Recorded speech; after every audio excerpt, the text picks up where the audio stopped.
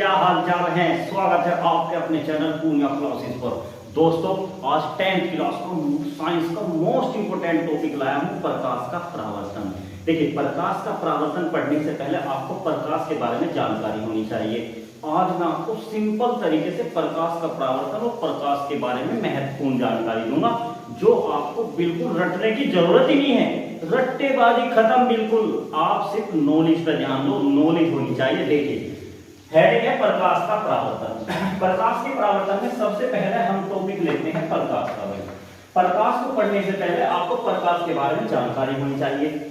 प्रकाश क्या है? देखिए, प्रकाश ऊर्जा का वह रूप होता है जिसके कारण हमें वस्तुएं दिखाई देती हैं। प्रकाश ऊर्जा का वह रूप होता है जिसके कारण हमें वस्तुएं दिखाई देती हैं। यानी कि आप इसे लिखोगे कैसे भाई? प्रकाश ऊर्जा का वह रूप है जिसके कारण हमें वस्तुएं दिखाई देती हैं। जिसके कारण हमें वस्तुएं दिखाई देती हैं। उदाहरण क्या ले भाई? उदाहरण क्या ले प्रकाश में? सूर्य ले सकते हैं कि सबसे बड़ा स्रोत, प्रकाश का सबसे बड़ा स्रोत सूर्य होता है। आप यहां पे मोमबत्ती भी ले सकते हैं, मोमबत्ती। आप यहां बल्ब भी ले सकते हैं, ठीक है। आप यहां तारे भी ले सकते हैं, तारे भी एक प्रकाश के स्रोत में आते हैं, खुद का प्रकाश होता है। ये कुछ स्रोत हैं किसके? प्रकाश के। अब प्रकाश के जो स्रोत होते हैं भाई, प्रकाश के जो स्रोत होते हैं, इस प्रकाश के स्रोत को दो भागों में बांट दिया। एक भाग का नाम रख दिया दीप्ति स्रोत और एक भाग का नाम रख दिया अदीप्ति स्रोत। दीप्ति स्रोत क्या होते हैं? दीप्ति स्रोत वे स्रोत होते हैं जिनमें स्वयं का प्रकाश हो, जिनमें स्वयं का प्रकाश हो, जिनमें स्वयं का प्रकाश हो, वे क्या कहलाते हैं? दीप्ति स्रोत कहलाते हैं। उदाहरण अगर दे भाई, जिनमें दीप्ति स्रोत के अगर उदाहरण दें, तो उदाहरण की अगर मैं बात करूं तो सूर्य जिनमें खुद का प्रकाश है, बल्ब खुद का प्रकाश है, एलईडी बल्ब खुद का प्रकाश है, तारे खुद का प्रकाश है, मोमबत्ती भी ले सकते हैं जिसमें खुद का प्रकाश है। तो दीप्ति स्रोत जिनमें स्वयं का प्रकाश है उसे दीप्ति स्रोत कहते हैं भाई। उदाहरण सूर्य, बल्ब, एलईडी बल्ब, तारे और एक्स्ट्रा। बात आती है अदीप्ति स्रोत की भाई। अदीप्ति स्रोत क्या है? अदीप्ति स्रोत जिनमें स्वयं का प्रकाश नहीं होता, स्वयं का प्रकाश नहीं होता, क्या कहलाते हैं? अदीप्ति स्रोत कहलाते हैं। उदाहरण की अगर मैं बात करूं तो उदाहरण में आप सबसे पहला उदाहरण दोगे भाई चंद्रमा। चंद्रमा में खुद का प्रकाश नहीं होता। जो चंद्रमा चमकता है वो सूर्य और तारे के प्रकाश के कारण चमकता है चंद्रमा। उदाहरण ये दे सकते हैं कांच। क्या दे सकते हो? कांच। कांच में स्वयं का प्रकाश नहीं होता। हीरा भी दे सकते हो क्योंकि हीरा प्रकाश को अवशोषित करता है। तो अदीप्ति स्रोत जिनमें स्वयं का प्रकाश नहीं होता अदीप्ति स्रोत कहलाते हैं। उदाहरण चंद्रमा, कांच, हीरा और तो ये प्रकाश है कि प्रकाश ऊर्जा का वह रूप है जिसके कारण हमें वस्तुएं दिखाई देती हैं। उदाहरण सूर्य, मोमबत्ती, बल्ब, तारे, ये स्रोत हैं इसके। स्रोत को दो भागों में बांटा, दीप्त में और अदीप्त में। दीप्ति स्रोत जिनमें स्वयं का प्रकाश हो, सूर्य, बल्ब, एलईडी बल्ब, तारे। अदीप्त जिनमें स्वयं का प्रकाश नहीं होता, उदाहरण चंद्रमा और कांच। अब बात करते हैं प्रकाश के गुण के बारे में। यहां से एक क्वेश्चन पूछ सकता है कि निम्न में से कौन अदीप्त स्रोत है, कौन सा प्रकाश का दीप्ति स्रोत है, तो आप याद रखना। अब बात करते हैं प्रकाश के गुण के बारे में। प्रकाश के गुण, चलिए हेडिंग आती है प्रकाश के गुण। प्रकाश के गुण, प्रकाश के गुण क्या है? सबसे पहला गुण क्या है कि प्रकाश की सहायता से हमें वस्तुएं दिखाई देती हैं, हमें वस्तुएं दिखाई देती हैं, दिखाई देती हैं। सेकंड, प्रकाश, देखिए प्रकाश सरल रेखा में चलता है, प्रकाश सरल रेखा में चलता है या सरल रेखा में गमन करता है, गमन करता है। सरल रेखा का मतलब क्या है? देखिए मान लो सपोज करो, क्या एग्जांपल लेते हैं, हमारे पास एक टॉर्च है, आपने उस टॉर्च को जलाया तो प्रकाश कैसा चलेगा? सीधा चलेगा। ऐसा तो है नहीं कि इस तरीके से ऐसे सांप की तरह चलेगा, तो प्रकाश सीधी रेखा में चलता है। उदाहरण के तौर पर आप टॉर्च भी कह सकते हो, टॉर्च की लाइट बिल्कुल सीधी चलती है। चलिए थर्ड की अगर मैं बात करूं, प्रकाश की चाल वायु या निर्वात में, वायु या निर्वात में 3 गुना 10 की पावर 8 मीटर प्रति सेकंड होती है। 3 गुना 10 की पावर 8 मीटर प्रति सेकंड होती है।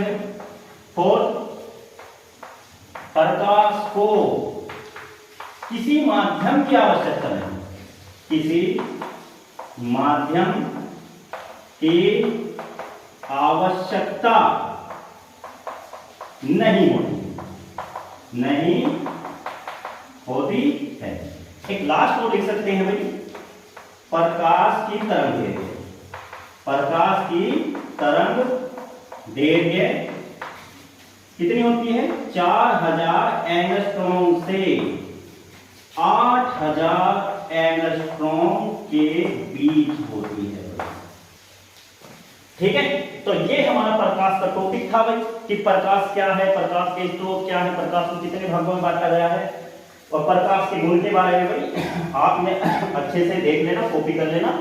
और अब हम चलेंगे मोस्ट इंपोर्टेंट टॉपिक आपका, प्रकाश का परावर्तन। चलिए दोस्तों, प्रकाश के परावर्तन के बारे में पढ़ते हैं। प्रकाश का परावर्तन क्या होता है? मोस्ट इंपोर्टेंट टॉपिक है आपका प्रकाश का परावर्तन। देखिए प्रकाश के परावर्तन को पढ़ने से पहले आप सबसे पहले एक चीज समझो। मान लो ये एक हमारा चिकना तल है, ये क्या है? हमारा एक चिकना तल है। मैं इसका नाम ले लेता हूं m और इसका मान लेता हूं n। इसको m मान लिया और इसको मान लिया n। ये एक चिकना तल है। इस चिकने तल पे हम प्रकाश की लाइट डालते हैं, प्रकाश को डालते हैं, प्रकाश को आपतित करते हैं। इस पे हमने प्रकाश की किरण को इस चिकने तल पर आपतित किया, तो ये प्रकाश की किरण जो होगी ये कह रहा हूं कि आपतित किरण होगी। क्या कहलाएगी? आपतित किरण। तो ये प्रकाश की किरण क्या होगी? जब ये प्रकाश की किरण इस पर आपतित हुई, तो आपतित होने के बाद ये प्रकाश की किरण इस चिकने तल पे पड़ेगी और वापस लौट जाएगी। क्या होगा? वापस लौट जाएगी। तो इसी घटना को हम क्या कहेंगे? प्रकाश का परावर्तन कहेंगे। कि प्रकाश का परावर्तन क्या है? कि जब प्रकाश की किरण किसी चिकने तल पर पड़ती है तो उसी माध्यम से प्रकाश की किरण वापस लौट जाती है। प्रकाश किरण के वापस लौटने की घटना प्रकाश का परावर्तन कहलाती है। किस तरीके से लिखेंगे? जब प्रकाश की किरण किसी चिकने तल पर आपतित होती है,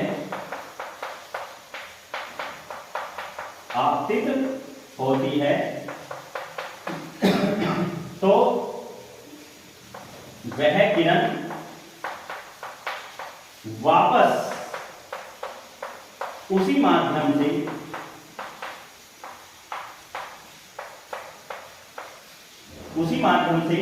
वापस उसी माध्यम से लौट आती है, लौट जाती है। इसी घटना को प्रकाश का परावर्तन कहते हैं। कि जब प्रकाश की किरण किसी चिकने तल पर आपतित होती है तो वह किरण वापस उसी माध्यम से लौट जाती है। इसी घटना को प्रकाश का परावर्तन कहते हैं। अब इस प्रकाश के परावर्तन को पढ़ने के लिए थोड़ा सा चित्र के बारे में बात कर लेते हैं। ये कोई हमारा चिकना तल है mm। इस पर हमने एक प्रकाश की किरण आपतित करी, तो प्रकाश की किरण इस बिंदु पर पड़ी, इस बिंदु पे हमने एक अभिलंब डाल दिया। ये क्या है? अभिलंब। ये क्या है? अभिलंब। जो प्रकाश की किरण इस बिंदु से वापस लौट के जा रही है, इसको बोलते हैं परावर्तित किरण। क्या बोलते हैं? परावर्तित किरण। जो आपतित किरण है और अभिलंब है, इनके बीच में जो कोण बनता है उसे बोलते हैं अपवर्त को, आपतन कोण। क्या बोलते हैं? आपतन कोण। आपतन कोण को एंगल आई से बताया जाता है। अब अभिलंब और परावर्तित किरण के बीच में जो एंगल बनता है इसे बोलते हैं परावर्तन कोण। परावर्तन कोण। परावर्तन कोण को एंगल आर से बताया जाता है। जहां पे तीनों आपतित किरण, परावर्तित किरण, अभिलंब मिलता है इसे बोलते हैं आपतन बिंदु। क्या बोलते हैं? आपतन बिंदु। तो यहां से दो प्रकाश की किरण निकल जाती है, यहां से दो परावर्तन के नियम निकलते हैं भाई। यहां से दो परावर्तन के नियम निकलते हैं। वो नियम क्या होते हैं, उस नियम के बारे में बात करते हैं। तो ये प्रकाश का परावर्तन, सबसे पहले डेफिनेशन क्या है? जब प्रकाश की किरण किसी चिकने तल पर आपतित होती है तो वह किरण वापस उसी माध्यम से लौट जाती है। इस घटना को प्रकाश का परावर्तन कहते हैं। प्रकाश के परावर्तन के दो नियम होते हैं। कितने नियम है प्रकाश के परावर्तन के? दो नियम होते हैं। पहला नियम क्या लिखोगे? यहां से समझ लो, पहला नियम क्या लिखोगे?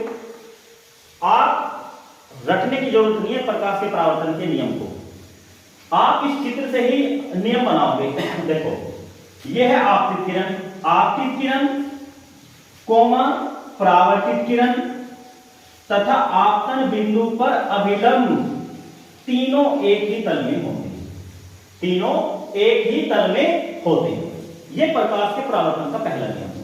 एक बार और सुनो, आपतित किरण कोमा परावर्तित किरण तथा आपतन बिंदु पर अभिलंब तीनों एक ही तल पर होते हैं। यह इसका पहला नियम है। सेकंड नियम क्या है? कि प्रकाश के परावर्तन के लिए, प्रकाश के परावर्तन के लिए आपतन कोण यानी कि एंगल आई सदैव एंगल आर के बराबर होता है। एंगल आर के बराबर होता है। कैसे? फॉर एग्जांपल, मान लो ये एक चिकना तल है, इस चिकने तल का आपतित प्रकाश की किरण है, इसके बीच में एक अभिलंब है। ठीक है, ये आपतित किरण है भाई, आपतित किरण है, ये परावर्तित किरण है। ठीक है, यहां आपको एक एंगल दे दिया 45 डिग्री, ये अभिलंब है। ठीक है, आपसे पूछा एंगल आर का मान बताओ। तो अभी हमने पढ़ा था कि एंगल आई एंगल आर के बराबर हो, प्रकाश के परावर्तन की कंडीशन है। तो आप लिख सकते हो यदि एंगल आई बराबर एंगल आर तो एंगल आर का मान ही कितने डिग्री होगा? 45 डिग्री है। एमसीक्यू में पूछा गया है क्वेश्चन कि अगर प्रकाश का आपतन कोण 45 डिग्री है तो परावर्तन कोण कितना होगा? अब ये चीज आप याद रखना, प्रकाश के परावर्तन की शर्त में एंगल आई एंगल आर के बराबर होता है। अगर ये मान दे दिया तो ये मान भी इतना होगा, और ये मान दे दिया तो ये मान भी इतना होगा। तो सिंपल सा टॉपिक है प्रकाश का परावर्तन, मोस्ट इंपोर्टेंट है। आप इसकी तैयारी बहुत अच्छे से करें। मिलते हैं आपको नेक्स्ट वीडियो में। तब तक आप इस वीडियो को बेहतरीन तरीके से समझें, शेयर करें, सब्सक्राइब करें, कमेंट करें। धन्यवाद।